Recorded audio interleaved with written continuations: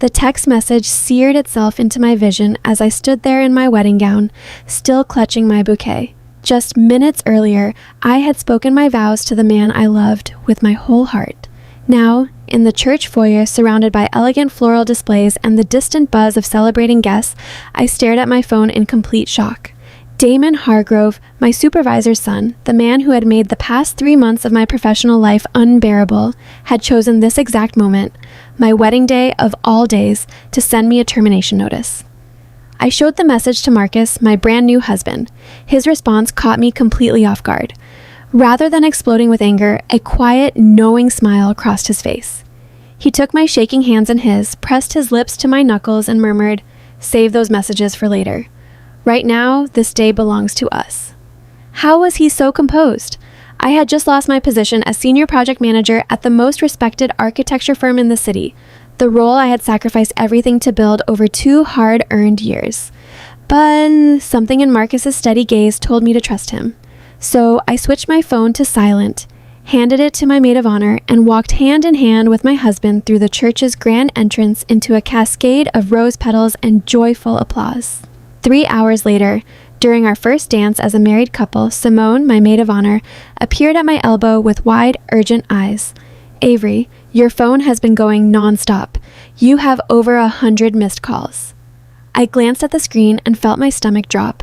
Calls from the office, calls from colleagues, and 17 from a number I would recognize anywhere, Raymond Hargrove, the firm's founder and Damon's father. That was the moment I understood this was not simply a firing. Something much larger had been set in motion. My name is Avery Collins, and until that text message shattered my afternoon, I was the operational core of Summit Design Group. I am someone who thrives on precision, the kind of person who organizes her calendar down to 15-minute blocks and can identify a calculation error in a set of architectural drawings from across a room. My coworkers called me the archive because I retained every client detail, every project milestone, every regulatory deadline without ever needing to look anything up. My parents were both educators who believed in discipline and diligence. When my father experienced a serious stroke during my first year of university, I almost walked away from my degree to help my mother cover the mounting medical bills. Instead, I took on double the coursework while pulling night shifts at a reprographics shop. I graduated with distinction in architectural project coordination, with secondary focuses in information systems and urban development, and that combination is what brought me to Summit 2 years ago. Raymond Hargrove, the firm's founder, saw something rare in my blend of architectural literacy and systems thinking. He brought me on to overhaul their entire project management approach. I built a proprietary tracking platform from scratch, one that monitored every blueprint revision, every client request, every budget line, and every permit application. The results were undeniable. Project delivery timelines dropped by nearly a third. Client satisfaction climbed. Raymond told me more than once that hiring me was the smartest decision the company had ever made. Then Damon arrived. At 32, he had drifted through 3 different divisions of his father's company without ever finding solid ground. He had inherited Raymond's strong features and easy confidence, but little of his father's judgment or leadership ability. 3 months before my wedding, Raymond announced a partial step back from daily operations and installed Damon as department director, my direct supervisor. The culture of the office shifted overnight. Where Raymond had sought my perspective, Damon locked me out of key meetings. Where Raymond had celebrated my contributions openly, Damon quietly absorbed my ideas and presented them as his own. When I tried to organize training sessions to document my system so others could use it, Damon canceled them, dismissing them as a waste of budget. I met Marcus during this period when I was filing submissions for Summit's largest contract ever, a downtown revitalization initiative worth tens of millions. He was the calm, thoughtful professional at the city permits counter who actually read submissions carefully instead of waving them through on autopilot. We struck up a conversation over blueprint technicalities, which led to coffee, then dinner, then something neither of us had expected. Marcus became my refuge from a workplace that had grown increasingly hostile. What I had no way of knowing at the time was that he had been noticing troubling irregularities in submissions coming from Summit, specifically those that Damon had personally handled. 2 months after we started seeing each other, Marcus proposed. We planned a modest, intimate wedding with minimal lead time, partly because we were both practical by nature, and partly because I sensed that my tenure at Summit was not long for this world. Damon had been making vague remarks about restructuring and efficiency. Still, I never imagined he would pull the trigger on my wedding day. As the reception flowed around me that evening, I slipped away to the bridal suite and played Raymond's voicemail. "Avery, it's Raymond. Call me right away. Damon did not have the authority to let you go. This is a serious mistake. We need you here. The downtown submission deadline is Monday and nobody can get into your system." 5 more messages followed, growing more strained with each one. In the last, Raymond's typically assured voice had crumbled. "Avery, please. The Westside Development client is threatening to pull out entirely. No one can locate the updated renderings. The password Damon tried isn't working. We are completely stuck." I sat on the edge of a velvet settee, my gown billowing around me, and felt something I had not expected. Clarity. A calm, absolute sense of power. Over 2 years, I had built a platform so intuitive to my own mind that I moved through it effortlessly, yet so layered and intricate that no one else could navigate it without proper instruction. Instruction that Damon had systematically blocked at every turn. I was the only person in existence who understood every function, every shortcut, every failsafe I had woven into its architecture. And now, on what should have been the worst professional day of my life, every single card was in my hand. Marcus found me there, phone in my lap, expression unreadable. He sat beside me, mindful of my dress, and spoke quietly. "There is something I should tell you. The plans Damon has been submitting to my department, he's been altering them after the engineering team approves them, removing structural safeguards, substituting inferior materials, things that would never survive a proper review." The chill that moved through me had nothing to do with the air conditioning. "That's not just unethical," I said. "That's criminal." Marcus nodded slowly. "I have been building a record of everything. I plan to file a formal report next week." And then I understood why he had smiled at the termination text. This was not a blow, it was a pivot point, one that had removed me from any professional liability while leaving the company entirely dependent on knowledge only I possessed. "What do we do now?" I asked. Marcus met my eyes with quiet certainty. "Nothing. Not tonight. Tonight we celebrate. Tomorrow we leave for our honeymoon, and when we come back," he kissed my forehead gently, "we change everything." We returned to the reception, and I danced as though I had not a worry in the world. By midnight, my missed call count had climbed past 200.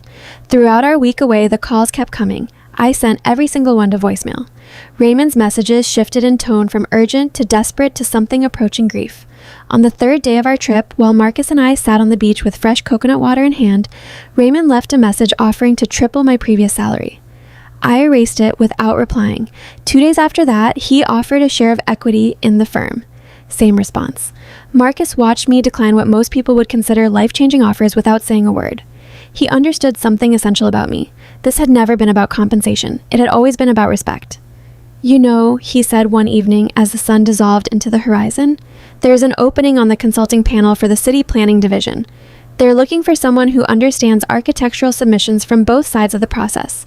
Someone who could design standards for preventing exactly the kind of shortcuts Damon was taking." I turned toward him, already feeling the idea take shape. "Are you saying what I think you're saying?" "I'm saying you could launch your own consultancy with the city as your anchor client. They'd pay for your expertise in building systems that detect the type of negligence Damon was committing." By the time our flight touched down back home, I had a full business plan drafted on my tablet. 3 days later, I filed the registration for Meridian Protocol Consulting. My phone rang within the hour of the filing going public. Raymond Hargrove. For the first time in 2 weeks, I picked up.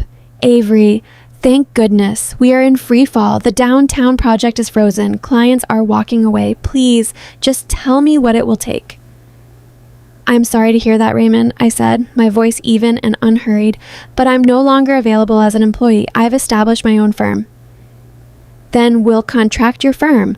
Whatever your rate, we'll match it." I let the silence sit between us. My first client is the city planning department.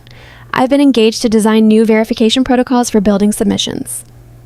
The audible breath on the other end told me he understood exactly what that meant.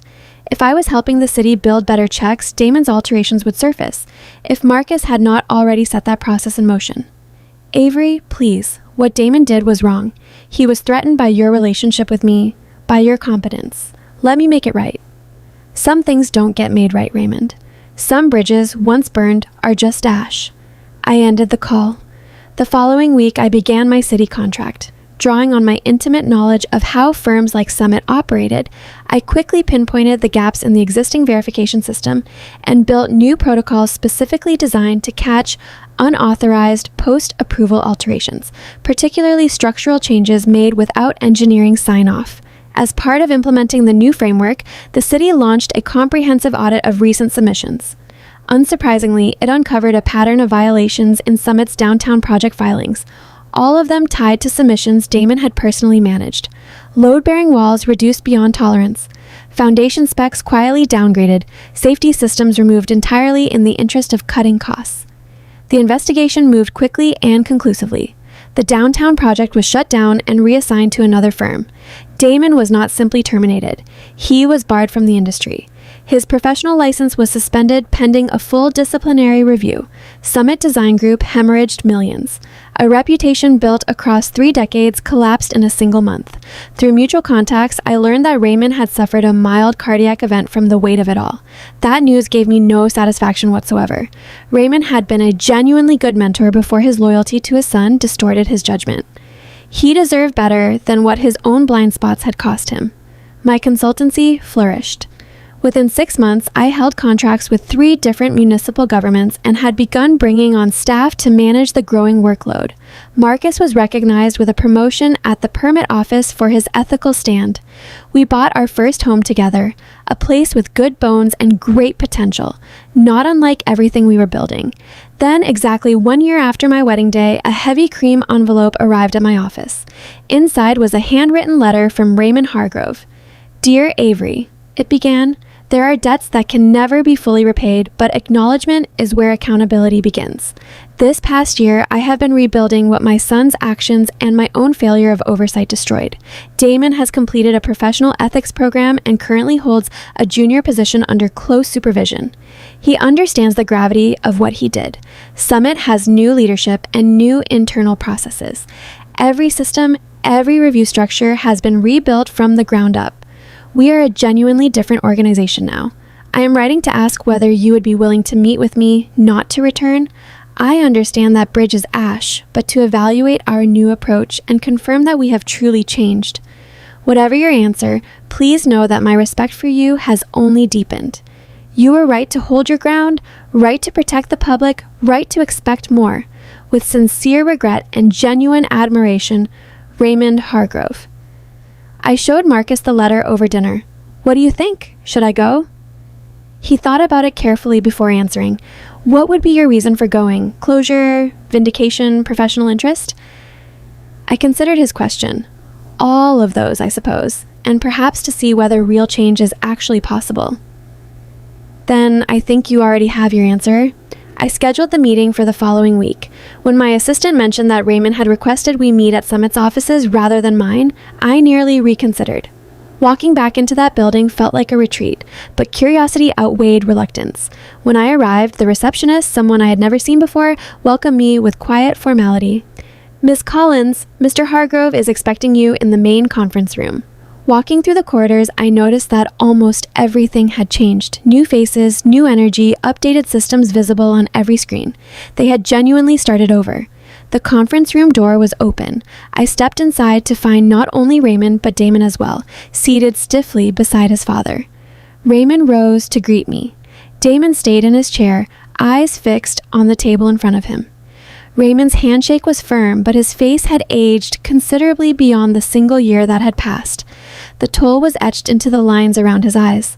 I took my seat across from them. "Your letter was unexpected," I said. "So was the education of this past year," Raymond replied, "but necessary." He glanced at his son. "Damon has something he wants to say to you." Damon finally raised his eyes. The easy arrogance I remembered was entirely gone, replaced by something that looked very much like genuine remorse. "I owe you an apology," he said, his voice low and careful. "What I did was vindictive, unprofessional, and put the public at risk. There is no justification for any of it." His words sounded practiced, but the shame in his expression looked real. Even so, words could not undo the past.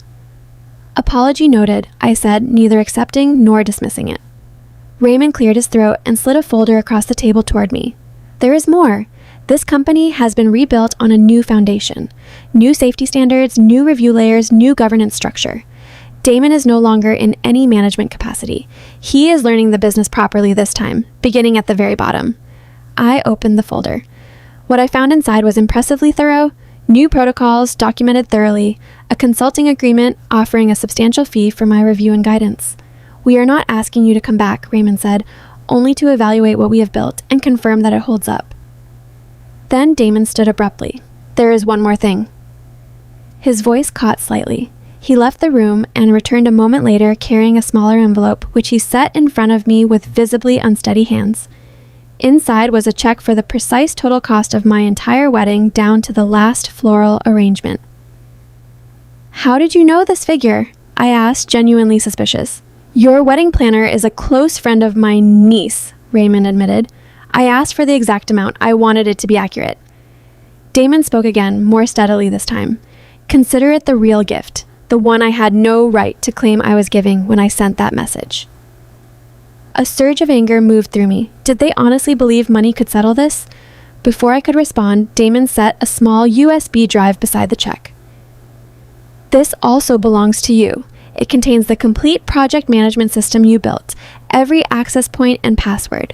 We have managed a basic reconstruction, but it has never functioned properly without you. It is yours to keep or to erase." I stared at that small drive, feeling the weight of 2 years of work compressed into something I could hold between two fingers. The system I had built with such care, which had become a weapon turned against me when Damon blocked everyone else from learning it. Sitting there, looking at these two men, one chastened by his own ethical collapse, the other humbled by the consequences of his pride, I understood something important about how justice actually works. Sometimes it does not require your direct involvement.